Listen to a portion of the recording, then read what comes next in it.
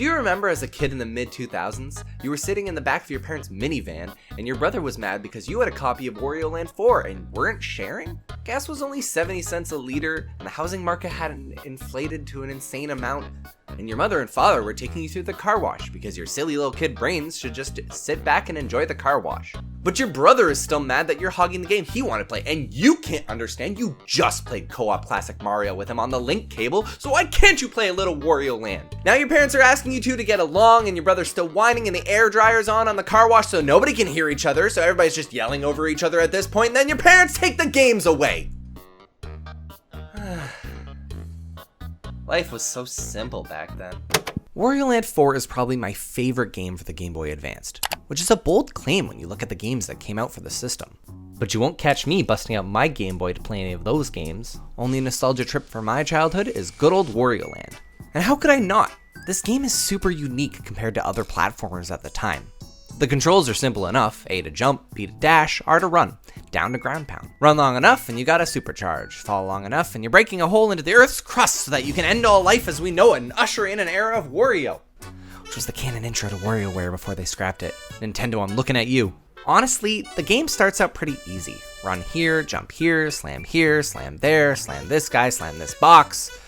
You get the picture. And you reach the end, then there's a little frog guy, jump on his head, and holy shit, this guy's a bomb. Luckily, it's only the tutorial. Leaving's pretty easy. After that is a boss fight against a cute little, I take it back, slurp up the treasure, and open up to the rest of the game. I really enjoyed the variety in this game's levels. At one point you're in a peaceful beach, the next a haunted city, or a painting, a factory, Domino Land? Hell, why not? The levels are unique and keep things fresh so that they are all fun. And I love them all equally. None of the levels will ever be bad in my book. Something that does a really good job of making the games interesting is how lots of problems aren't solved by hitting enemies, but by enemies hurting you. Can't get to the top branch? Bee stings your head. Need to break a block that you can't drop from far enough? Eat too much. Have to get through a big pile of trash? Have this crazy little guy squash you down until you're a human spring and launch yourself into the stratosphere? I think the only big downside in this game is that it's kind of tough to tell what's supposed to help you or hinder you. It can be pretty easy to think an enemy is there to help you pass an obstacle, when all he's there for is to waste your time. It can get really frustrating. That, and the fact that no matter how hard you try to hold on to things, you'll always seem to drop them before you can get them into the position to throw them. Seriously, I've given up on so many of the optional challenges because I don't want to throw this old man again. Speaking of, the game is filled with these little challenge rooms. The things you have to do change a lot, but a few things stay consistent. The rooms look like some kind of weird fun house. You're probably seeing this old guy. The music is always the same annoying track that just plays on repeat in an effort I can only assume is to tick you off.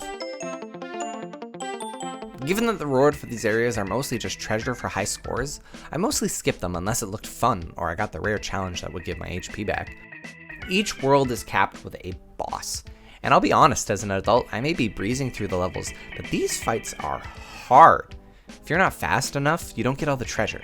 If you don't get the treasure, you don't get the true ending.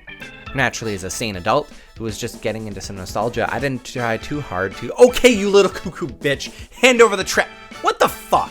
Seriously, I have no idea how I beat this game as a kid. Even the mini-games are difficult. These minigames are weird, but they are just a mechanic to make a boss fight easier. Get some coins, buy an assist, damage the boss. Have more time to get the treasure now. Simple system, and it works. Or just buy a smile every time you go into the boss. Or just whenever you're sad. Maybe it's just me, but this game is a solid memory from my childhood that I still talk about with my brother. Or if someone hasn't heard about it and I get to geek out for a bit explaining it. It's actually kind of a shame too, since there hasn't been a proper Wario Land game like it since, and nothing to me has captured the same What the heck is this? To blast! Oh my god. The dashing, smashing, rolling, music. I need it, I want it, when can I play? Kickstarter! Oh hey, but there's a free demo. Seriously, I had to rewrite a whole good chunk of the script because of this bad boys announcement. Feels like Wario Land on so many levels. It has some new and interesting things with it. Attack in the air to bounce higher, jump into the background for some platforming. You can bounce on crates like Crash Bandicoot and it's cool. Hell, it's even got the endgame bomb rush I loved about Wario Land. They've got my nostalgia money, easily. Once the game releases, that is. A huge thank you for watching, and please consider subscribing so I can keep doing this. Have a good one.